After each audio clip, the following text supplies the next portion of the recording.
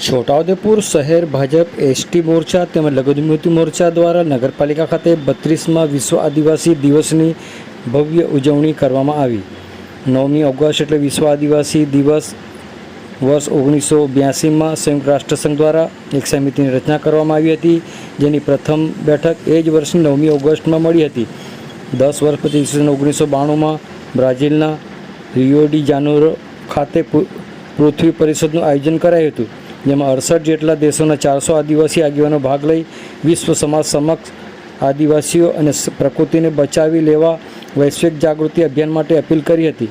તેના અનુસંધાને યુએનઓના 11મા અધિવેશનમાં એ વર્ષને વિશ્વ આદિવાસી વર્ષ તરીકે જાહેર કર્યું હતું અને સંયુક્ત રાષ્ટ્રસંઘની પ્રથમ બેઠક 9 ઓગસ્ટે મળી હોવાથી વર્ષ 1993થી દર વર્ષની 9મી ઓગસ્ટને વિશ્વ આદિવાસી દિન તરીકે ઉજવવાની ઘોષણા કરી હતી। આ દિવસ આદિવાસી સમાજના અધિકારોનું રક્ષણ કરવા, તેમની સંસ્કૃતિ પરંપરા અને ફાળાને માન આપવા માટે મનાવવામાં આવે છે।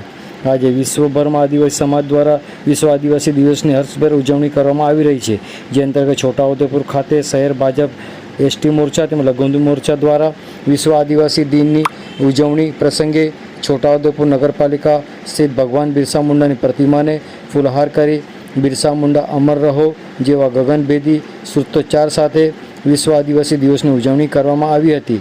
આ પ્રસંગે બરોડા ડેરીના ડિરેક્ટર સંગ્રામસિંહ રાઠવા, છોટાઉદેપુર શહેર ભાજપ મહામંત્રી ધનજીભાઈ વણકર, છોટાઉદેપુર શહેર ભાજપ લઘુમતી યુવા મોરચાના પૂર્વ પ્રમુખ સચિનભાઈ તડવી તેમજ છોટાઉદેપુર શહેર લઘુમતી મોરચાના પ્રમુખ આરીફભાઈ ફોદા, આકીબભાઈ ભટ્ટી તેમજ એસટી મોરચાના કાર્યકરો મોટી સંખ્યામાં ઉપસ્થિત રહ્યા હતા। આવો સાંભળીએ આ અંગે બરોડા ડેરીના ડિરેક્ટર સંગ્રામસિંહ રાઠવા શું કહી રહ્યા છે, સાંભળો તેઓના મુખે।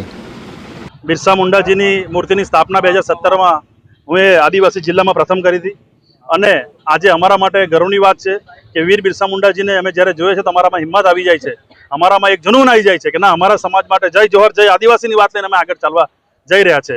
આદિવાસી સમાજ હવે જાગૃત થઈ ગયો છે। તમામ આદિવાસી જિલ્લાઓમાં આજે ઠેર ઠેર એની ઉજવણી થશે અને અમારો મેસેજ છે શિક્ષિત બનો, સંઘર્ષ કરો અને એકતા રાખીને સમાજના ઉત્થાન માટે આગળ આપણે સારા પ્રયાસો કરીએ। આજે સમગ્ર છોટાઉદેપુર જિલ્લા સહિત ગુજરાતના આદિવાસી બેલ્ટમાં આની આજે ઉજવણી થશે। સાથે સાથે જે શહેરમાં આદિવાસીઓ રહે છે ત્યાં પણ આજે ઉજવણી થવાની છે। ઘણા બધા તાલુકા શહેરોમાં નવી વીર બિરસા મુંડાજીની મૂર્તિ આજે સ્થાપવાની છે, તે બદલ સૌને હું અભિનંદન પાઠવું છું। આવનાર દિવસોમાં આદિવાસી સમાજ એક આગવા સ્થાને રહેશે અને સમાજ માટે એક સારો નિર્ણય લેવાનો આવશે તો સૌ સમાજના નેતાગણ અને સરકારશ્રી પણ અમારી વાતે રહેશે તેવું મને લાગી રહ્યું છે। સૌને ફરીથી અભિનંદન, જય જોહાર, જય આદિવાસી, જય વીર બિરસા મુંડા। સૌને આદિવાસી આંતરરાષ્ટ્રીય દિવસ નિમિત્તે સૌને અભિનંદન પાઠવું।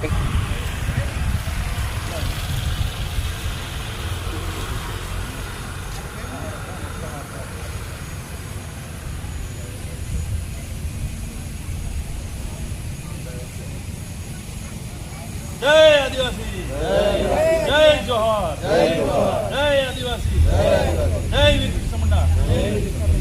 જોરથી તો બોલો જરીક જરા।